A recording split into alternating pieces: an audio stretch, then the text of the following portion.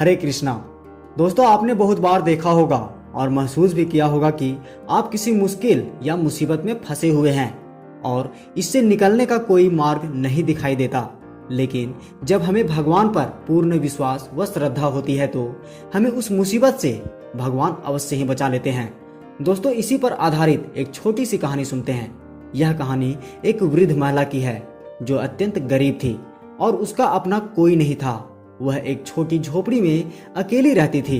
वो प्रत्येक दिन भगवान की पूजा किया करती थी और इस प्रकार अपना जीवन भगवान के श्री चरणों में समर्पित करती थी। वह अपना गुजर बसर चलाने के लिए भिक्षा मांगा करती थी। लेकिन एक दिन ऐसा हुआ कि उसे भिक्षा में एक भी रुपया नहीं मिला और उसके पास भोजन पकाने को कुछ भी नहीं बचा था।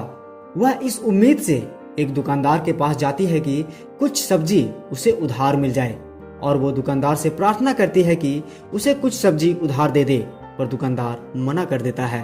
उसके बार बार आग्रह करने पर दुकानदार खींच कर कहता है कि तुम्हारे पास कुछ ऐसा है जिसकी कोई कीमत हो तो उसे इस तराजू पर रख दो, मैं उसके वजन के बराबर सब्जी तुम्हें दे दूंगा। वृद्ध महिला कुछ देर सोच में पड़ जाती है क्योंकि उसके पास ऐसा कुछ भी नहीं था जिसे वह तराजू पर रखे। कुछ देर सोचने के बाद वह एक मुड़ा हुआ कागज का टुकड़ा निकालती है और उस पर कुछ लिखकर तराजू पर रख देती है। दुकानदार यह देखकर हंस पड़ा। फिर भी वह थोड़ी सब्जी उठाकर तराजू पर रखता है, लेकिन आश्चर्य, कागज वाला पलड़ा नीचे रहता है और सब्जी वाला ऊपर उठ जाता है। इस तरह वो और सब्जी रखता जाता है पर कागज वाला पलड़ा नीचे ही रहता है।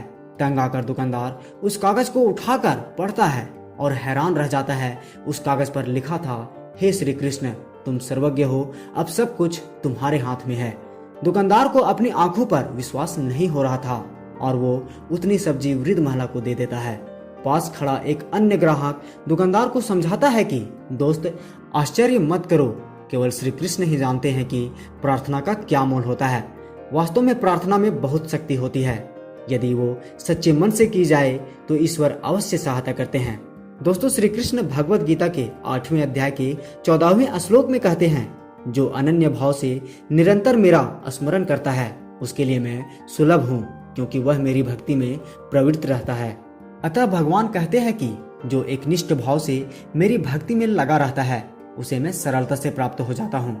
भगवत गीता के 9वें अध्याय के 22वें श्लोक में श्री कृष्ण कहते हैं कि जो लोग अनन्य भाव से मेरे दिव्य स्वरूप का ध्यान करते हुए निरंतर मेरी पूजा करते हैं, उनकी जो आवश्यकताएं होती हैं उन्हें मैं पूरा करता हूं और जो कुछ उनके पास है उसकी रक्षा करता हूं। दोस्तों, अक्सर लोगों के पास ये बहाना होता है कि हमारे पास वक्त नहीं है, मगर सच तो ये है कि ईश्वर को याद करने का कोई समय नहीं होता। दोस्तों, इस वीडियो को अपने मित्रों तथा संबंधियों के साथ जरूर शेयर करें। साथ ही वीडियो पसंद आई हो तो लाइक करना न भूलें और हमारे चैनल को सब्सक्राइब कर लें। धन्यवाद।